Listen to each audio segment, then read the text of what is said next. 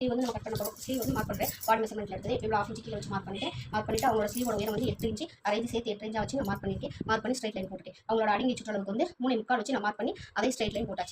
ஓகேங்களா? இப்போ வந்து அதில் வந்து நமக்கு கரெக்டாக கையோட அகலம் வந்து எவ்வளோ இருக்குன்னு பார்க்கணும். கையோட அகலம் வந்து அவங்க அளவெடுத்ததில் வந்து அவங்களோட அகலம் வந்து கையோட அகலம் வந்து 15, அதில் பாதி 7/4 வச்சு நான் கீழே மார்க் பண்ணிட்டேன். ஓகேங்களா? 7/4 வச்சு நான் கீழே 7/4 வச்சு மார்க் பண்ணிட்டு மேலே 8/4 வச்சு ஒரு இன்ச்சு சேர்த்து 8/4 வச்சு நான் மார்க் பண்ணியிருக்கேன். ஓகேங்களா? மார்க் பண்ணிட்டு அதில் வந்து நமக்கு 9 இன்ச்சு கரெக்டாக மேட்ச் ஆகணும். கரெக்டாக மேட்ச் ஆயிடுச்சு. இப்போ அதை வந்து நம்ம ஸ்ட்ரைட் லைன் கொடுக்கலாம்.